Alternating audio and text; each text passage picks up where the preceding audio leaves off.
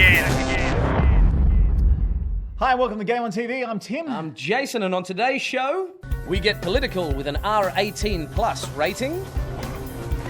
We talk Prototype 2, Kingdoms of Amalur Reckoning, Gotham City Imposters, the Simpsons Arcade, Speed Blazers, Darius Burst versus Beat Hazard, Star Wars Pit Droids, Ghostbusters 3, Go to the Gozerian! Pinball Arcade for iOS, Safe House, Get out there, you get flexible. and This Means War. I think we should lay down some ground rules. I think we should. So let's get into it straight away. Big, massive news. If you've got a Valentine, Yeah. what's the greatest gift? Who doesn't? I don't know, who doesn't? Yeah. What's the greatest gift you could have given them on Valentine's Day? Other than a new Game on TV podcast? I don't know. I'm telling you right now, the R18 plus rating system. Classification For Australia? for Australia. We finally got one. Or did we? Well, no. We got the news that the bill was going to go through January 2013. So presuming the world doesn't end, presuming John Cusack saves us all. No, I'm telling you, was that done on purpose? Was it like, we know it's not going to go through? Because we were discussing this. We were all going to die, apparently, on the International Soundcheck Day. Yep. 2212. 1, 2. 1, 2. Yeah, apparently that's the end of the world, right? Yeah, it is the end of the world. So we were going to be getting it then. Look, the latest news is that the coalition Yes. have... Those old chestnuts. Yeah. Love them. They have requested that the bill be sent to an inquiry. And why shouldn't they? I mean, it's not like we've had 16 other inquiries. Yeah, this bill's been inquired a lot. Basically, they just want Current Affair to have enough time to tell us why games are bad. Yes. And there's this belief that gaming is still only done by children.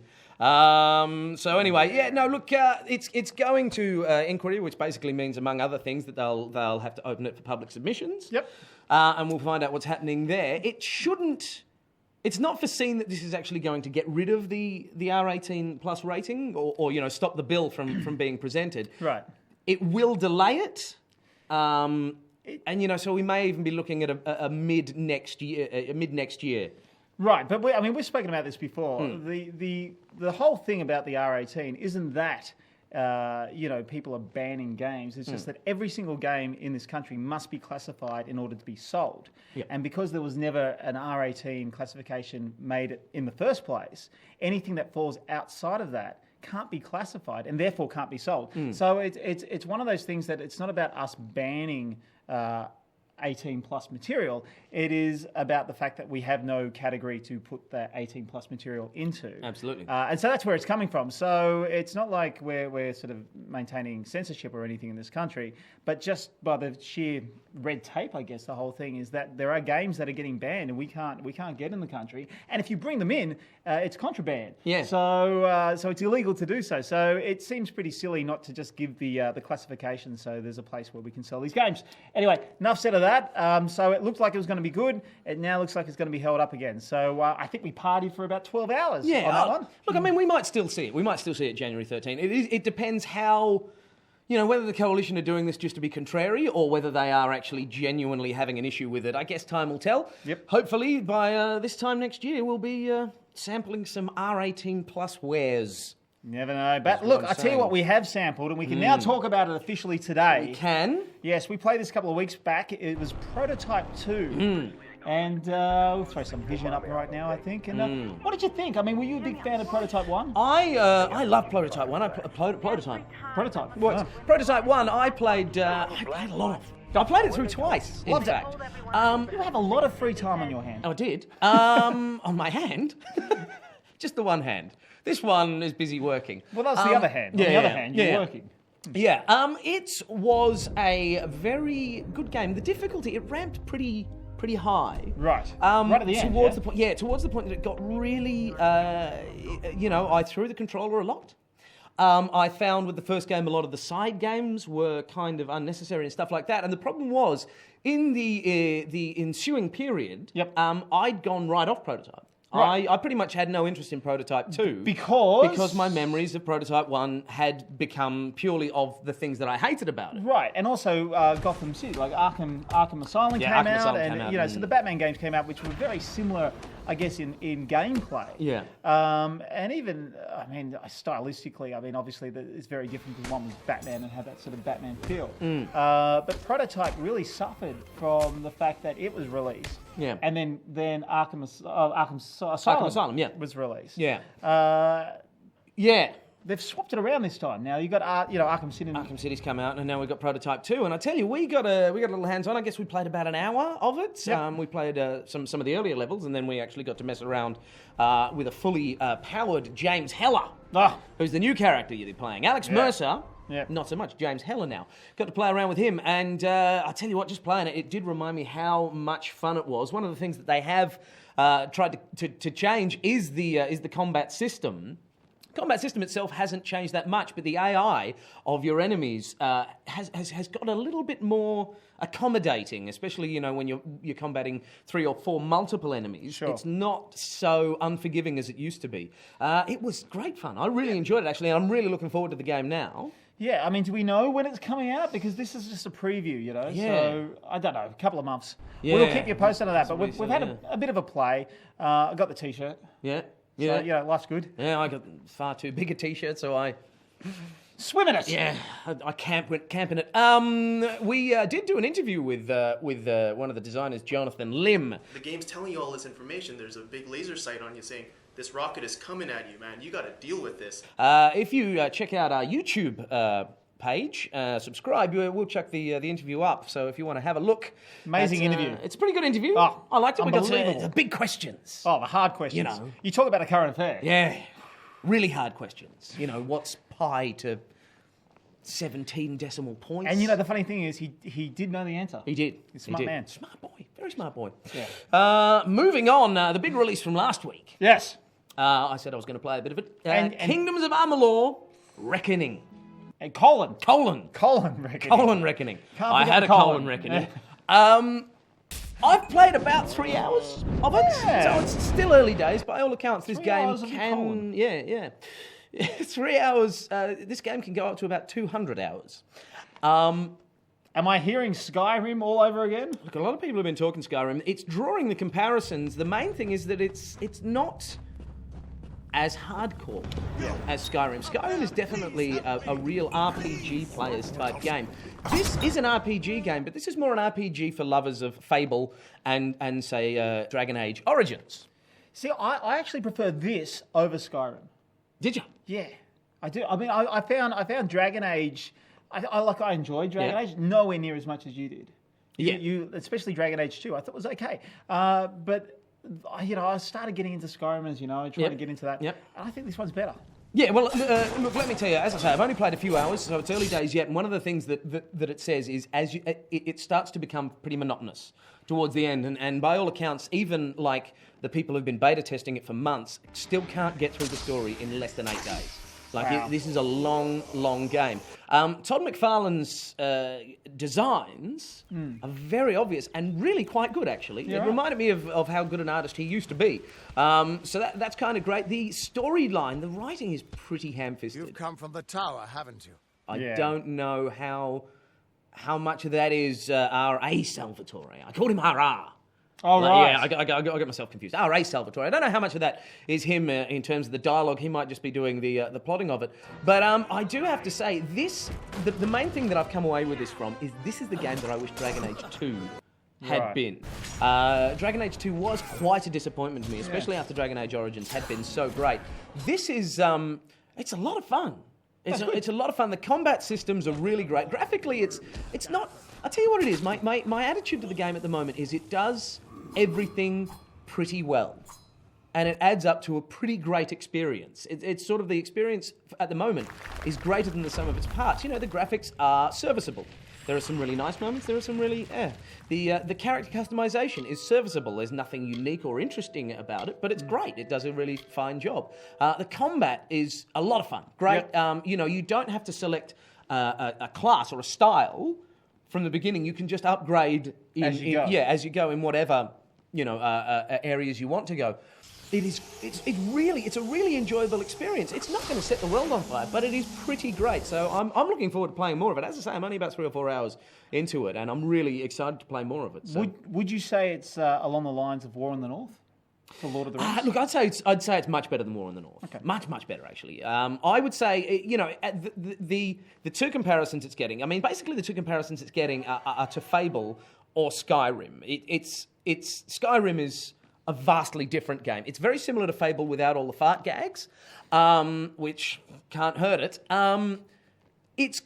But I'd say it's a step up from Fable. In fact, it is the perfect transition between Fable and Dragon Age. Okay. That's if you need a transition. Yeah. And look, I'm really enjoying it. So I'm gonna give Kingdoms of Amalur: Reckoning a big game on. It's a big game on for me for that. Looking forward to playing more of it. I dare say I'll probably talk some more about it as I progress through the levels and get towards the 200. Maybe by Christmas I'll have finished. Yeah. Well, because you've got no spare time on your hand. Yeah, this hand is busy now, so it's ridiculous. No spare time. Yeah. Well, I'd like to say that I really got into my gaming because my internet came back. Oh, yes, well, it would have ticked over. It ticked over. I finally got my online gaming sorted. And I believe, and this is act of God sort of stuff. Yeah. But I believe my house was struck by lightning. Massive thunderstorm here in Sydney. And I was actually busy. I was shooting a music video clip. Yeah. Of all things. And I came home and all the lights were off and I thought, we had a blackout, and I found out, no, apparently we got struck by lightning. Turned on my PS3, no, my Xbox.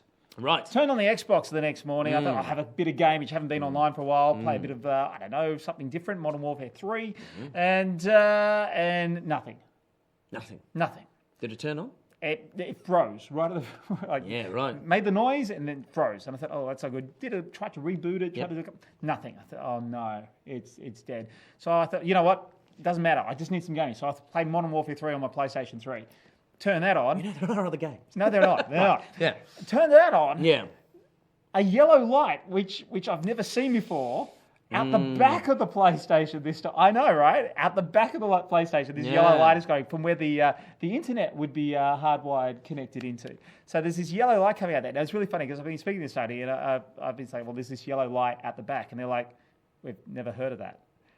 Are you sure it's not out the front? I said, no, there's a yellow light coming out the back of my PlayStation. Yeah. And even the people at Sony have no idea what the hell that is. So I'm thinking it's act of God that stopped me from playing games. So I had to muster around and try and find other places to play games. And the two games that I wanted to look at, especially the DLC stuff, is the Simpsons Arcade. Oh, yeah. Because that's been re-released. I'm like, that's got to be good, the Simpsons Arcade. And, of course, Gotham City Imposters. Yeah. So I managed to get my hands on both of those. Yeah. And I got to tell you right now, the sweet little price tag of somewhere between $11 and $16 for the Simpsons Arcade, so not worth it. Oh my gosh, $16 for that, and I thought, well, maybe it was a remake, where they've sort of gone into the. No, it is the '90s arcade game, complete with crappy graphics. I mean, it wasn't even worth the $1 back in the day. No, 20 cents, people. I mean, the good thing about it is, it's just Teenage Mutant Ninja Turtles with Simpsons characters. The good thing about it is that it is a 4-player simultaneous game. You can come in, come out, and what have you. All that's fun. Played it for about 3 minutes. Went, this is kind of fun. By the 4th minute, I'm like totally over it. Ready to turn off. Now the thing is, there are other ways of playing these original arcade games through your emulators and what have you on your PC. So it's kind of like you can look at it that way. You can find it in an old arcade place for, like you said, $1. And get you 3 minutes worth, and then go, look, I'm done. $16 to own. I think Fox are having a bit of a joke. Somebody's really. That's a bit fresh. Oh, it's a bit. Hang on a sec. Can we do that? I don't know. It might be copyrighted. Eat my shorts, man. Yeah. Hey, don't have a cow. Hey, has your PS3 gained sentience? This is the question. How's my what? Your PS3 gained sentience. Maybe that's what the light is about. You got the light of God in your PS3. That could be it. Next time you try and play Modern Warfare, you're just going to get this, Tim, it's not worth it. Stop killing these people. I don't know why God would talk like that. I don't know. So, talk to me about Gotham City Imposters. Okay, so I had a look at that. Yeah. I really enjoy it. Yep. It has issues. It's not the sort of level that, the game that you go out and purchase at the shops would be worth. Yeah. But it's about $23, $24 to buy for unlimited gameplay. Yeah. There'll be some more DLC and more maps. I find the maps are very flat. They're not really big, but I'm finding the game a lot of fun. And I'll tell you the reason why I like it so much. It's because, yes, it has that same sort of feel of, say, any sort of first-person shooter. Yeah. But you have the ability as, Batmen, shall I say, to fly around. So where you're playing games like Battlefield or, Modern Warfare, anything like that, and you're firing at people, you're always looking at them for either they're low sort of crawling or they're running at you. But in this game, you actually have to also look up to the skies and make sure nobody's dropping above you. And I'm finding that a lot of fun to play. I hear what you said last week about that the humour is trying too hard. I don't mind the humour. I mean, it's a bit of fun. There is a little bit, some of the dialogue's a bit, how you doing? But ultimately, the gameplay is incredibly fun, and I'm really, really enjoying it. And I think if you're happy to drop a couple, $20, $25 thereabouts on it, I think it's seriously worth getting, because it's the type of game that you can go to for a bit of fun. It's only a multiplayer game. There's no sort of single missions or whatever, but you're in this. They say it's a Batman world. You're not really in a Batman world. It's a very comic booky world, and you do some pretty crazy stuff. It's not very realistic. Like you stand over an air vent and it will shoot you up in the air, and then you can fly around. Yeah. You jump on a mini tramp and it throws you over a building. So it's one of those sort of things that it's for fun and giggles. I'll call it. It's certainly worth having a look at it. I really enjoyed it. Like I said, graphically, it's nothing great. It's very flat, but it is a lot of fun to play. Yeah, absolutely. I mean, that was the thing. I mean, I went and played, a little bit more of it, and I can't fault it as a game. It's got some great gameplay mechanics. It's quite fun, but it's just not my thing. I don't really like multiplayer games. There are a few solo missions which are generally, timed races and stuff like that, which don't really interest me. So that's the thing, is I can't fault it as a game. It's just not my thing. Not your thing? Yeah. Well, I've got to say, game on for me. Nice. Yeah. Yes. I did want to talk about a little iOS gaming. Oh, yeah. I played a game called Speed Blazers. Oh. Came out at the end of January. Well, that's so long ago. Not speedy enough. Yeah, not speedy enough. This is a game which is, it's basically one of those side-scrolling races. It's kind of like your Sonic the Hedgehogs. Really? When you're racing against people. Right. Tries to be 3D. It's got unnecessary 3D elements. You've got 4 characters that you try to unlock and 4 different locales that you try to unlock. And basically, you're running along, and each race, you've got to choose different things. You've got to collect. You've got to collect coins, hit targets, and stuff like this. It's really not good. It's gesture based, among other things. So you go forward or backward. That's what you're doing with your left hand, and with your right hand you can jump. You can use a special attack, which essentially you'll never use because you're never really racing with your opponents. You're generally miles ahead of them unless you've fallen behind, in which case you're just playing catch up. So you don't really ever use your special attack. And then when you're doing jumps, you are either swiping left or right or up and down to do jumps while you're in the air, to do tricks while you're in the air. The gestures are so particular that you find you're missing them all the time. Like, in terms of a gameplay, it needs to be slightly looser with that, I think. And it's generally really just boring, very repetitive.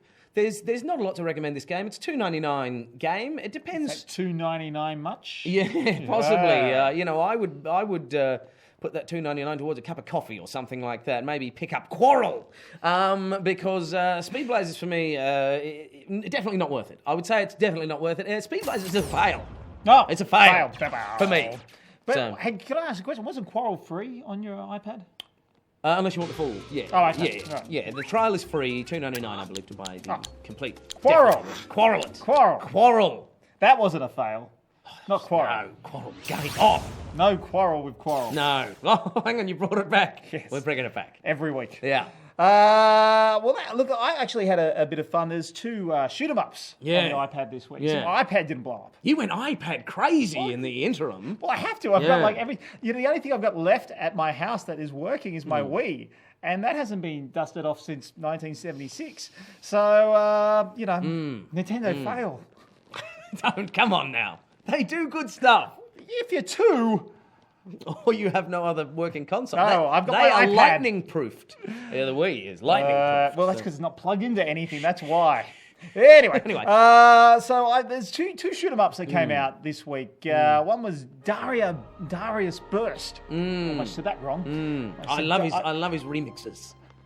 I almost said Dario, which is Nintendo Mario. Anyway, Darius Burst, which is an old arcade game, which has been brought back through different things. PS2, I think, had it on it. The PSP certainly had it on it, and now the iPad's got it, and it looks fantastic.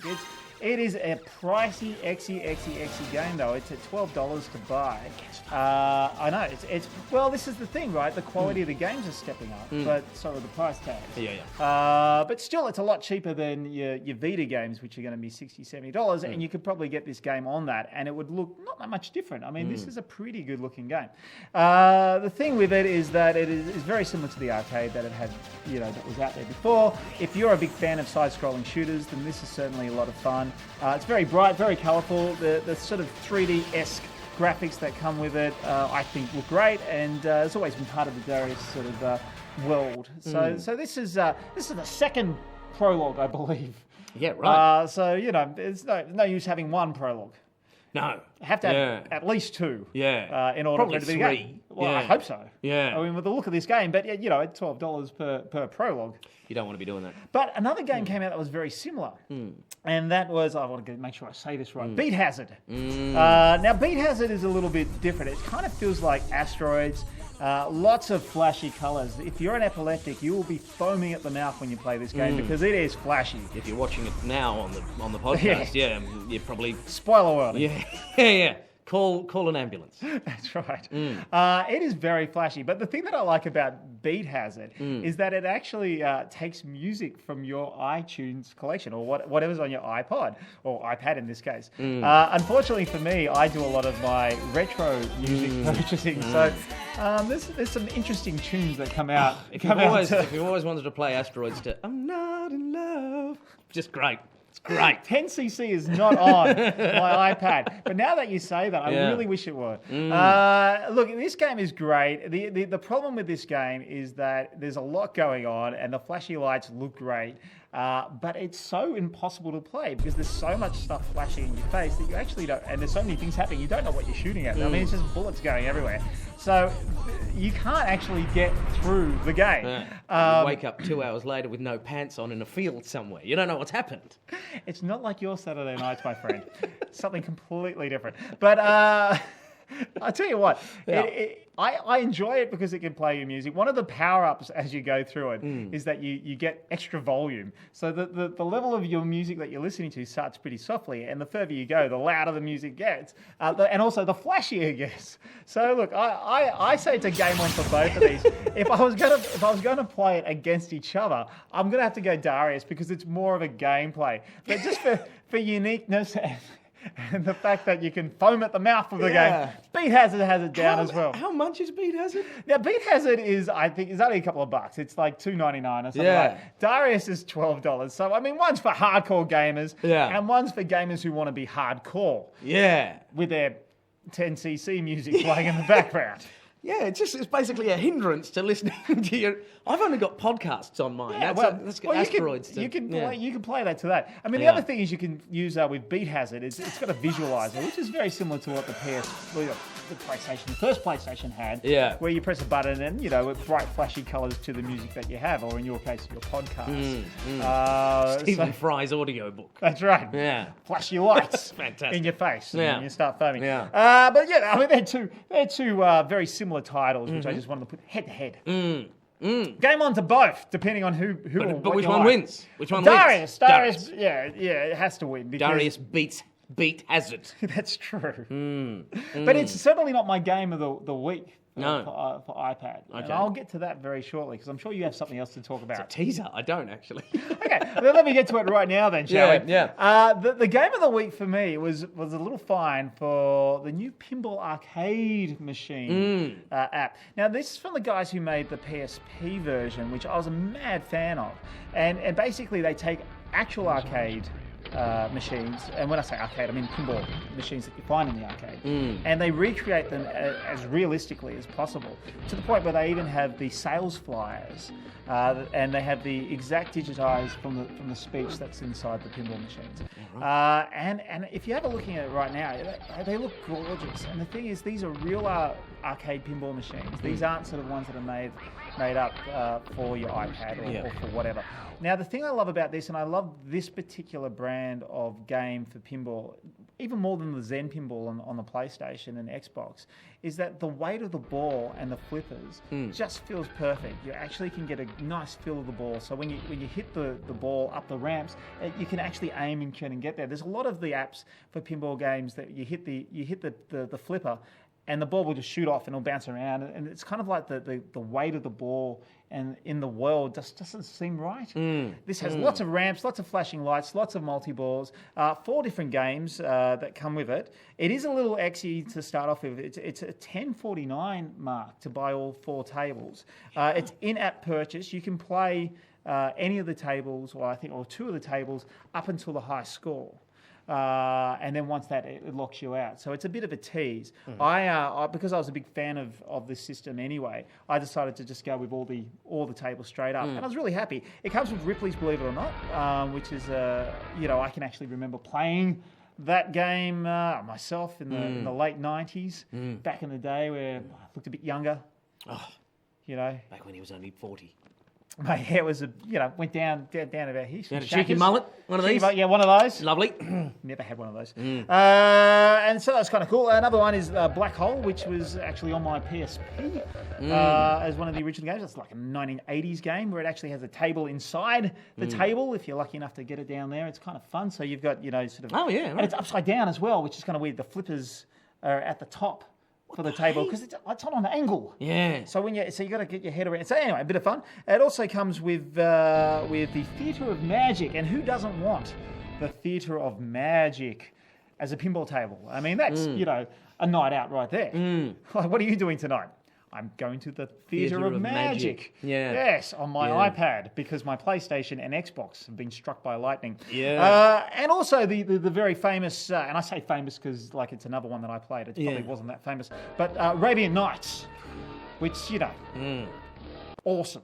Amazing. Game on. Game on to all of them, even at $10.50. Really? This is, I reckon, probably my favourite pinball. It was certainly my favourite pinball app, but it could be one of my favourite apps of all time on the iPad. Look, it looks like it's a loving recreation. I dare say if you have a subscription to Pinball Aficionado, then this is definitely the game for you. And You've probably already got it. Well, I mean, I need to renew mine. Yeah, well, you should. It's lapsed recently. Renew it with this. Yeah, That's how you renew it. Yeah. And another thing, I went off and saw some movies, a movie yesterday, and we'll talk about that in the movie section. But I just, Lucas loves to do a tie-in. It doesn't matter. He'll sell anything to you. He loves a bit of money. Because that guy's itching. He needs a paycheck. That guy. He hasn't been paid. It's not so much him as his goiter. The goiter needs the money. Well, it's its own. Yeah, it's its own living being. It's gained sentience. Yes, it's it was struck by lightning as well. You see, and it talks to him, Lucas. Jar Jar's a good idea. Mister, tell you what to do. Mister, right now. So he's come out with not only 3D goggles, which look like the rip-off of the Harry Potter. It's like, what are we going to do with all the Harry Potter 3D glasses at the movies? Oh, we'll just stick some more plastic on it and we'll call it pod racing glasses. He's come out for $1.99, not even a free game, not even a, hey, let's have a little taste of this. He's come out with this game called the Star Wars Pit Droids, because the droids in the new movies aren't annoying enough as they are. He's now given a game to the pit droids, and so I was very dubious for this. But I dropped $1.99 or whatever it was on the app just because I wanted to review it, and I wanted to say it was terrible. I mean, it came up with the little blue alien that flies around in the first movie, in the Phantom Menace. who kind of owned the slave owner. yeah. He kind of introduces it, says, for some reason, says that you have to get all your pit droids to the starting line, and if you can do it, he'd be very impressed. And I'm like, well, I don't want to do it. You can just flap off. Yeah. Because he flies. Flap off is what I was saying. And but apparently that's Not what flap off. No. That's something else. Yeah. But apparently, him telling me that is enough to instigate the game. So off I go to these two pit droids that are playing chess. Because that makes sense. Yeah. And then you go into the game Is it that monster chess that they play? No, it's some pit droid chess. The monster chess would have been cool. So you start playing the game, and I'm already going, I hate this game. I hate it so much. And I started playing it, and I went, I don't, it's okay. Yeah. And I started playing some more. I'm like, I kind of like this. And it is, I tell you what, it's actually quite a fun game. So for all the negative stuff that I was going to say, I was like, I actually don't mind that I dropped $1.99 on this. The thing about it, it's kind of like Lemmings. It's a puzzle-solving game. Yep. Mainly good for kids, and that's probably why I was okay at it.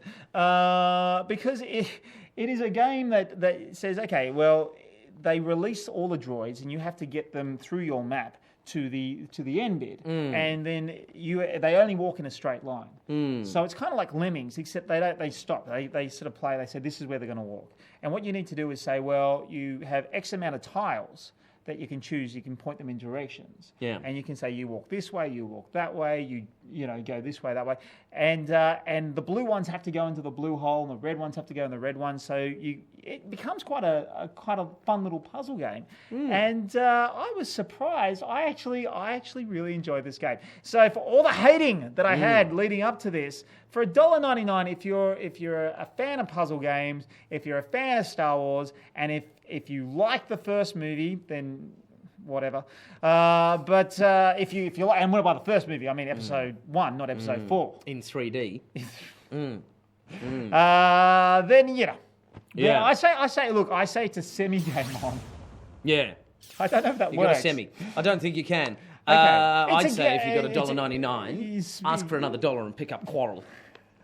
That's my recommendation. Some other gaming news this week. Jordan Mechner. Jordan Mechner. There's a name. You might know as the man who created Prince of Persia. Him. Yeah. His last game, I believe, was Prince of Persia: Sands of Time.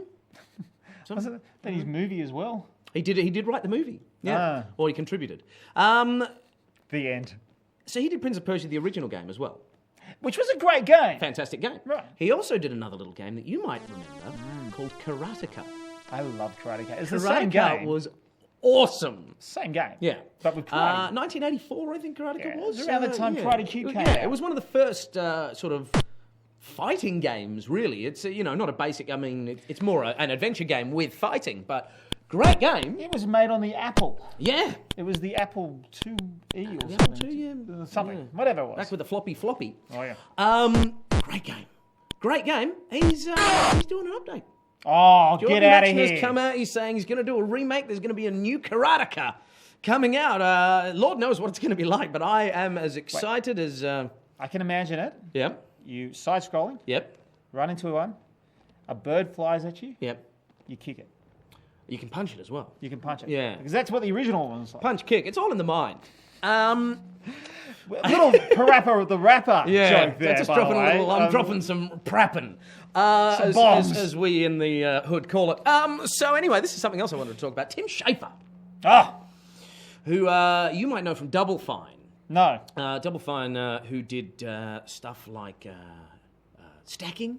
No. Iron Brigade. No. Did Brutal Legend, the Jack Black game, stuff like that. They've Brutal Legend didn't do so good for them.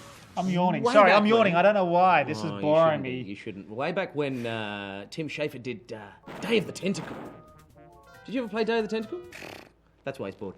Tim really likes flashy lights. He doesn't like to think. Day of the Tentacle was a point-and-click adventure which required a little brain power. Point-and-click adventure. We're Tim back didn't really here. have. Anyway, Tim Schafer they found quite a lot of success online with some indie online download games. It's been pretty good. They have got a new game coming out which is called Double Fine Adventure.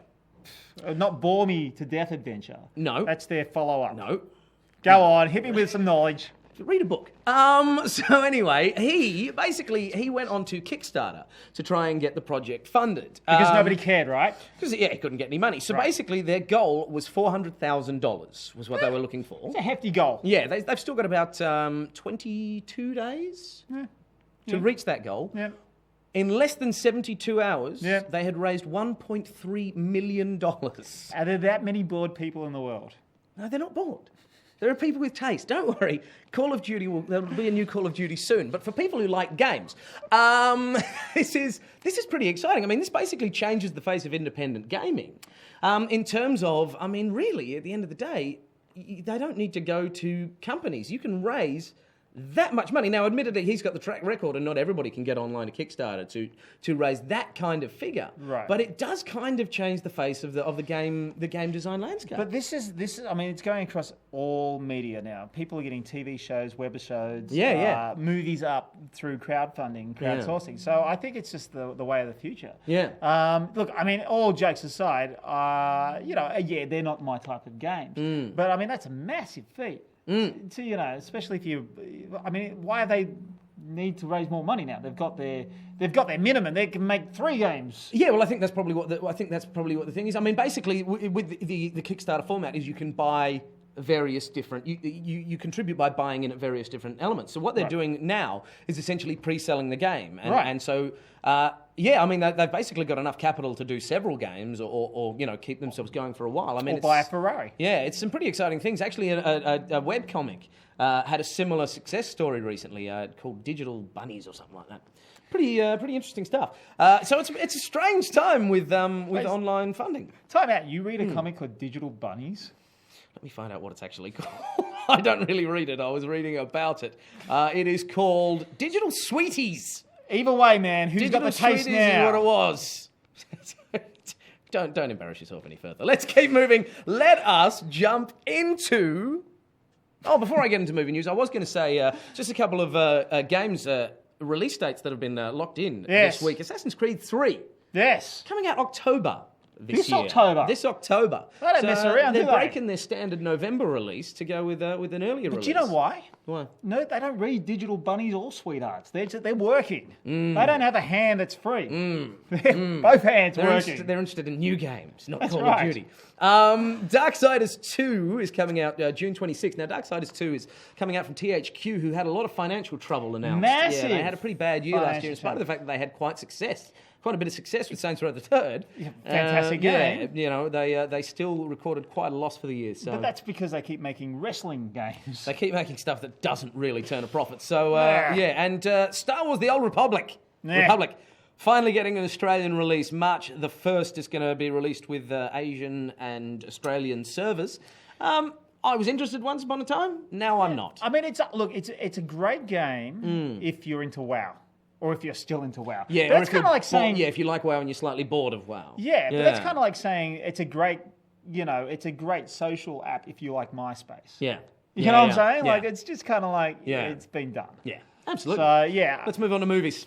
Let's do race it. through this. We do, mate. Big news. First of all, you actually shot me a tweet that said Bill Murray may be recast in Ghostbusters 3. And at Ghostbusters 3, Dan Aykroyd's like, I'm totally doing this movie, whether Bill Murray's in it or not, we're going to go for it. The rumour was, and Dan Aykroyd came out saying this certainly did not happen, was that he sent in the final version of the script. Yeah. And Bill Murray, without even reading it, put it through his shredder and then stuck it in an envelope with a Post-it note, said, there is no reason why the world needs to see 3 overweight men fighting ghosts anymore. Let it go. That was the theme back. And Dan Aykroyd said, look, that's not the case.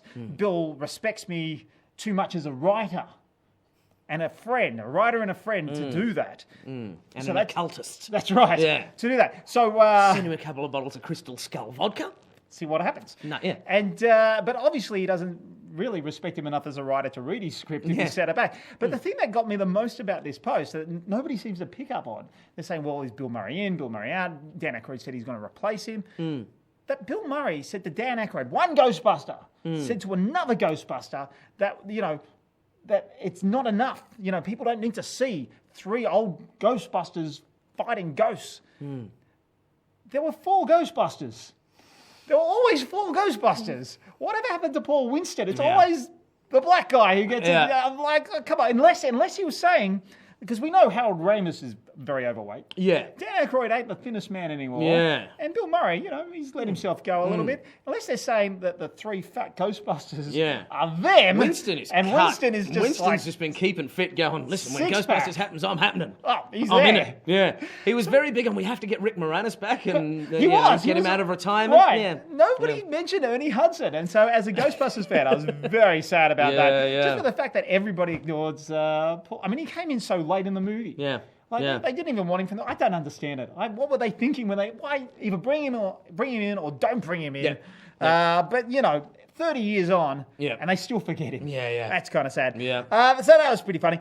Transformers 4 has been confirmed to size of meh. Yeah. One of the things that has been really interesting, Michael Bay, definitely back on the gig. Awesome. So good. Best news ever. He said, Michael Bay's come out and said, we're not going to go with the same characters. Right. We're going to have different actors. Yeah. But in the same sentence, he said, although we will have, some of the actors will come back. I'm not sure. At the moment, we're looking for a story, but we may be bringing Shia LaBeouf back. We may not. Story, would it be a change, having a story? Forget that. They're trying to reboot it, and that's the thing. Reboot it? But anyway, so they're saying, well, some of the characters will come back, but we're not sure which ones. But then again, maybe none of the characters will. So it's kind of this weird thing that they just wanted to make this big announcement because it makes so much money. Yeah. Now, I actually thought Transformers 4 was made.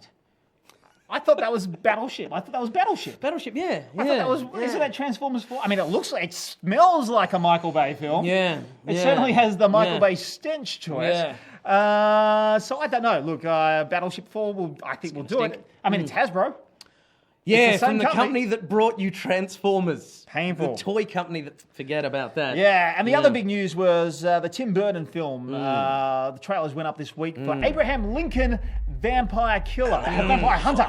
Sorry. And look, I don't know whether to love or hate this. I'm kind of excited by it. I think Nothing bad about it. There is nothing bad about it. It looks awesome. Yeah. So they're the trailer news. Yeah. Movie-wise, you went and saw Safe House. I went and, I got along to see Safe House. This was a film which is written by a guy called David Guggenheim, who's done a lot of TV movies and pretty much nothing else. Right. He has a museum, doesn't he? Yes, he does. And Daniel Espinosa. Daniel Espinosa, who's a Swedish director. This is his first US film. Sounded kind of Mexican. I know, totally. It's basically a Scott-free production. And it smells like one. Yeah, absolutely. Tony Scott's basically got this guy in and said, listen, direct this like me. He's given him a copy of Man on Fire. Yep. And Nice. said, just do something like this. And use Denzel. Yeah, use Denzel and get Ryan Reynolds in. This is a film where somebody has dropped the ball, and I can't pinpoint who it is, but everybody else is working extra hard to make it better than average, and it doesn't get better than average. It's fine. It's absolutely watchable. I can't tell if it's bad direction or bad writing that results in the film being really passable, really just nothing more than passable. The reveals you can see coming a mile away. All of the twists are obvious as hell, but to its credit, it never sits there when it does its big reveal and goes, "You didn't say that coming." It's kind of just, it knows it's an average film. It's just, it's a midsummer release. It's a man on a ledge. Yeah, it's coming out to people who have nothing better to do. It's the film to see when there's no other new release. I can't say it's a bad film because it's totally watchable. But would you blame? I mean, I'd like to blame Ryan Reynolds anyway.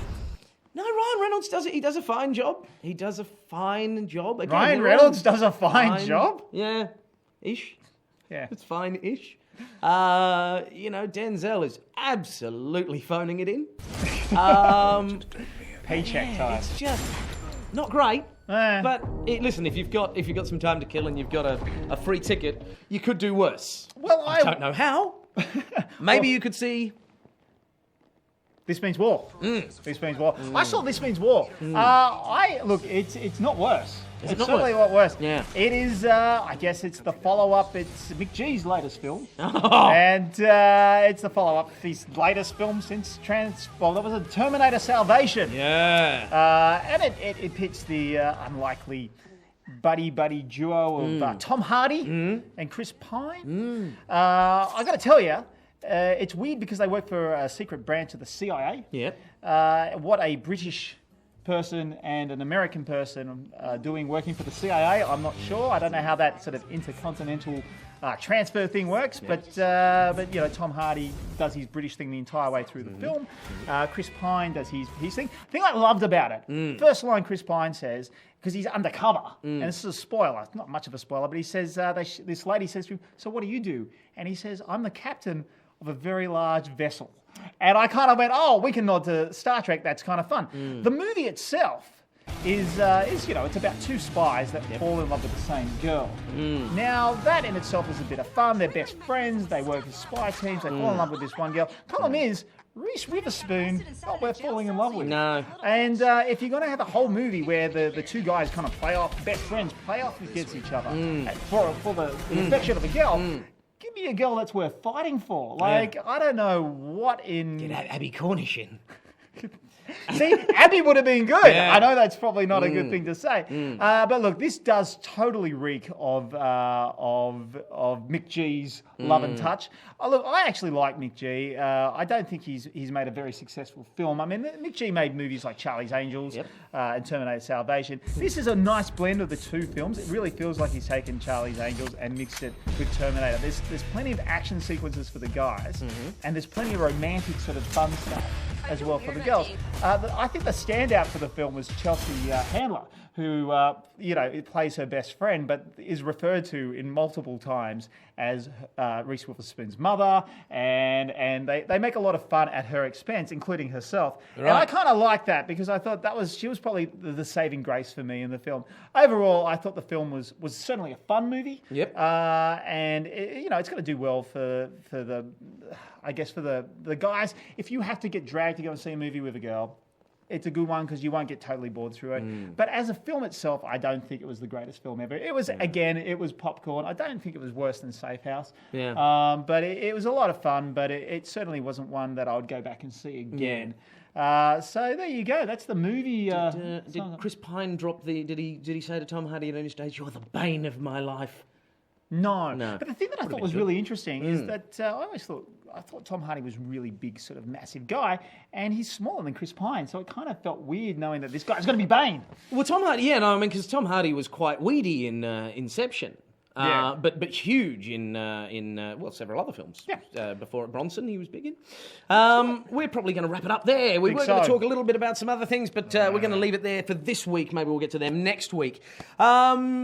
If you would like to send us an email, you can send it to gameontv.oz@gmail.com. That's gameontv.oz@gmail.com. Once again, if you want to head on over to the YouTube page and subscribe, we've got, we'll put the interview with Prototype 2 up maybe later in the week. But I guess that's going to do it for this week. You have been watching the Game On TV podcast. I am Jason. And I am certainly not talking about The Walking Dead Season 2.8. We'll see you online. Father.